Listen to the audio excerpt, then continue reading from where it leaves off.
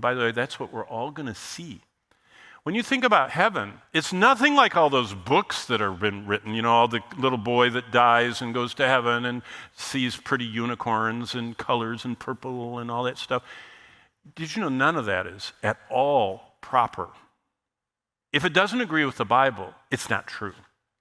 Because the only person that's seen heaven that's reliable is the one that God inspired. See, if Satan can get people distracted into thinking that, there are unicorns with purple stripes and everybody's happy and everybody makes it and all that, he's done it. The only authoritative guide to what we're all going to see is what God has written down, and we're here. And by the way, I like this. In fact, this is one you should turn to because I hope you will in the days ahead like it. It's chapter 7 of Daniel. And Daniel, starting in chapter 7, verse 9, says, I watched until thrones were put in place. The Ancient of Days was seated. So we're already tracking in Revelation 4 and 5. The same thrones, the same throne, the same Ancient of Days. So it's the same thing. And his garment was white as snow. The hair of his head was like pure wool. We're still in Revelation. This is how Jesus is described. And Jesus is the only representation of God that is authoritative. He is the exact, Hebrews 1 says, representation of God.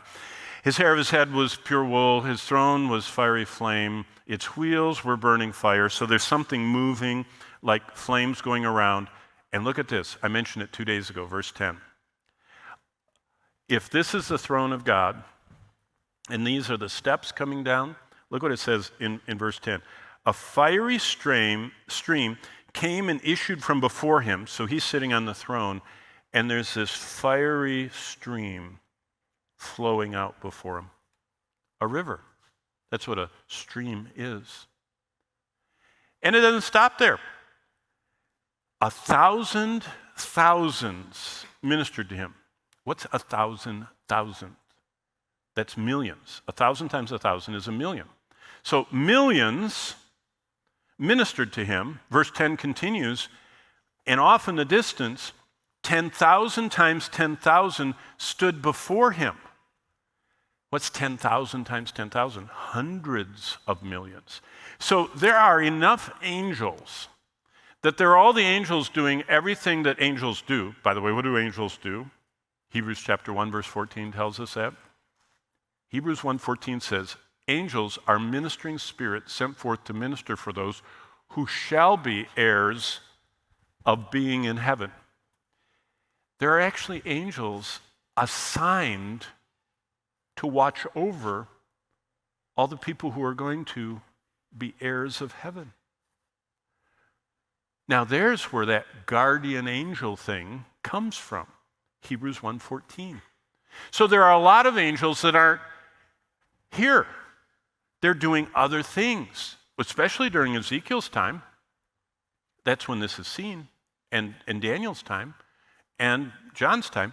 There's a lot of angels out there watching over people all over the world that are heirs of salvation, okay? But there are so many angels that there are millions of them.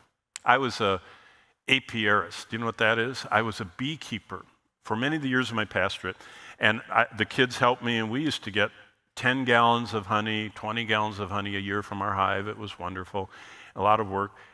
Oh, I love opening that hive. 50,000 bees just on top of each other. And as long as you don't bother them, they don't bother you. They're just doing that, and I'd be watching them, and I would look at 50,000 bees in one small area. And then I'd think, what does millions of angels look like? And then I backed up and I thought, what do hundreds of millions of angels look like? I mean, this is a big place.